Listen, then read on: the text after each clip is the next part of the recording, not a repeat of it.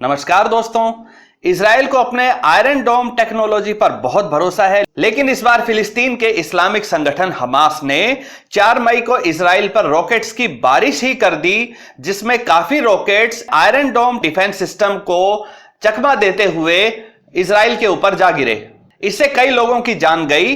क्यों सभी रॉकेट्स को नहीं रोक पाया यह बेहतरीन सिस्टम, क्यों यह फेल हुआ, क्या है आयरन डोम डिफेंस सिस्टम और इसकी रेंज क्या है और यह कितने बड़े क्षेत्र को सुरक्षित रख सकता है, और साथ ही जानेंगे कि क्या आयरन डोम सिस्टम की डिटेल्स भी चाइनीज हैकर ने चुरा ली है। यह सारी जानकारी मिलेगी आपको इस वीडियो में। नमस्कार दोस्तों, मेरा नाम है अमित और मैं स्वागत करता हूं आपका अमित अपडेट्स चैनल पर। तो चलिए दोस्तों शुरू करते हैं। इजराइल के ऊपर 4 मई को गाजा स्ट्रिप की तरफ से 690 रॉकेट्स दागे गए। इनमें से सिर्फ 240 रॉकेट्स को ही इजराइल का फेमस और दुनिया में बेहतरीन जाना जाने वाला आयरन डोम डिफेंस सिस्टम रोक पाया। इस हमले में 4 इजरायली नागरिकों की जान चली गई और काफी संख्या में लोग घायल हो गए। 690 रॉकेट्स के साथ यह हमला गाजा पट्टी में स्थित हमास और उसके समर्थकों ने किया है। हमास को इजराइल, अमेरिका और कई अन्य देश एक आतंकवादी संस्था मानते हैं जो इजराइल के बेकसूर यहूदी लोगों को मारने की हर संभव कोशिश करती रहती है।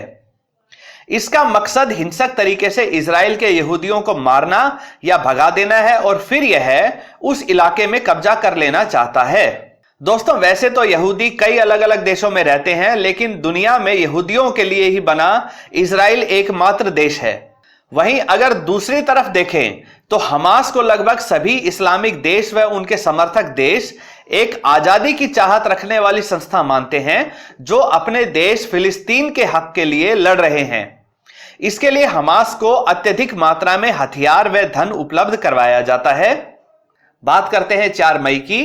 4 मई को जो 690 रॉकेट्स दागे गए थे, उनके जवाब में इजरायली डिफेंस फोर्सेस ने कार्रवाई करते हुए हमास के 350 ठिकानों पर जवाबी हमला किया है। 2014 के बाद पहली बार तेल अवीव शहर में इतनी बड़ी संख्या में रॉकेट से हमला हुआ है। 2014 में लगभग 2 महीने चले संघर्ष में फिलिस्तीन की तरफ से 4500 से ज्यादा रॉकेट इजराइल के ऊपर दागे गए थे। तब भी आयरन डोम डिफेंस सिस्टम ने बेहतरीन कार्य करते हुए मात्र 5 लोगों की ही जान को जाने दिया। इसे ऑपरेशन प्रोटेक्टिव एज के नाम से जाना जाता है। लेकिन अब लोग आयरन डोम की काबिलियत पर भी उंगली उठाने लगे हैं। उनका कहना है कि 690 में से सिर्फ 240 रॉकेट ही क्यों रोके गए, सभी क्यों नहीं रोके जा सके। दोस्तों, आयरन डोम एक जमीन से हवा में मार करने वाला डिफेंस सिस्टम है। इसको 4 किलोमीटर से लेकर 70 किलोमीटर की रेंज वाले रॉकेट और दूसरी आर्टिलरी फायर को रोकने के लिए डिजाइन किया गया है। एक अकेली आयरन डोम बैटरी 12 गुणा 12 किलोमीटर के क्षेत्र को सुरक्षित रखने के लिए काफी होती है।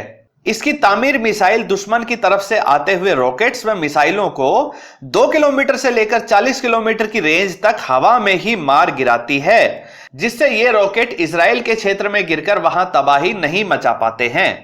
एक आयरन डोम बैटरी की कीमत लगभग $100 मिलियन होती है। तो क्या वाकई इस बार यह बेहतरीन और दुनिया में सबसे ज्यादा फेमस आयरन डोम एयर डिफेंस सिस्टम फेल हो गया? फिलिस्तीनी संगठन हमास का तो यही दावा है, लेकिन आयरन डोम बनाने वाले एक्सपर्ट का कुछ और कहना है। उनका कहना है कि आयरन डोम को इस तरह से डिजाइन किया गया है कि यह उन रॉकेट्स को इंटरसेप्ट नहीं करता है, उनको नहीं रोकता है जो खाली भूमि की तरफ जा रहे होते हैं जहां कोई इंसान नहीं रहता है। इसलिए 690 में से काफी रॉकेट्स को जानबूझकर नहीं रोका गया। लोग यह भी पूछ रहे हैं कि इंसानी बस्ती की तरफ आए सारे रॉकेट्स क्यों नहीं रोके जा सके। इस बारे में एक्सपर्ट्स का मानना है कि हमास की तरफ से दागे गए रॉकेट्स कुछ इलाकों में इतनी ज्यादा संख्या में आए कि उनकी संख्या आयरन डोम बैटरी में मौजूद मिसाइलों से भी ज्यादा रही, जिस कारण सभी रॉकेट्स के लिए एंटी रॉकेट मिसाइल बची ही नहीं और जब तक नई मिसाइल लोड की गई तब तक कुछ रॉकेट इंसानी बस्ती में आ गिरे, जिससे 4 लोग मारे गए और काफी संख्या में घायल हो गए। इजरायली मिलिट्री की रिपोर्ट के अनुसार एशडोड इलाके में 117 रॉकेट फायर किए गए थे, जिसमें से 116 को आयरन डोम डिफेंस सिस्टम ने मार गिराया।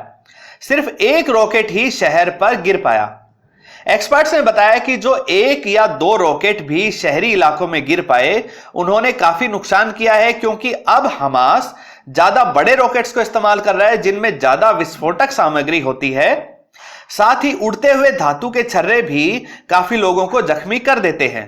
ज्यादा संख्या में रॉकेट नहीं रोके जाने का एक बड़ा कारण यह रहा कि इस बार रॉकेट बहुत ही क्लोज रेंज से फायर किए गए, यानी कि बॉर्डर के बहुत नजदीक से फायर किए गए, जिससे कि आयरन डोम एयर डिफेंस सिस्टम को इतना समय ही नहीं मिला कि वो इनको इंटरसेप्ट करके जवाबी मिसाइल को फायर कर सके। इसका एक उदाहरण आप इस तरह से देख सकते हैं कि बॉर्डर के किनारे चलती हुई एक कार के ऊपर एंटी टैंक मिसाइल से हमला किया गया, जिसमें एक इजरायली नागरिक की जान चली गई। यह हमला बॉर्डर के इतना नजदीक से किया गया कि आयरन डोम सिस्टम को मात्र 1 से 2 सेकंड का ही समय मिला इसे इंटरसेप्ट करने का, और इस दौरान मिसाइल फायर नहीं हो पाई। आयरन डोम को ही लेकर अभी हाल ही में एक और खबर भी आई थी कि कुछ समय पहले चाइना के हैकर्स ने आयरन डोम डिफेंस सिस्टम की डिटेल्स, इसकी टेक्नोलॉजी व इसके ब्लूप्रिंट को चुरा लिया है। इसका इस्तेमाल करके चाइना भी आयरन डोम जैसे कारगर डिफेंस सिस्टम भविष्य में बना सकता है। वैसे हैकिंग के माध्यम से दुनिया भर के डिफेंस सिस्टम, फाइटर जेट की डिटेल्स आदि चुराने के बहुत सारे आरोप चाइना के मिलिट्री स्पॉन्सर्ड हैकिंग ग्रुप के ऊपर लग चुके हैं। हैकिंग के माध्यम से ऑनलाइन चोरी किए गए डॉक्यूमेंट से चाइना कैसा सिस्टम बना पाएगा, यह तो भविष्य ही बताएगा।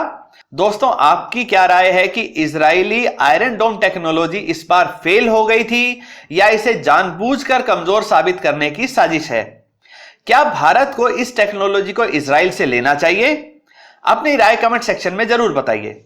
दोस्तों, उम्मीद करता हूं ये वीडियो आपको पसंद आई होगी। अगर ये वीडियो आपको अच्छी लगे तो इसे लाइक करिए, दोस्तों के साथ शेयर करिए और चैनल को सब्सक्राइब करना ना भूलें।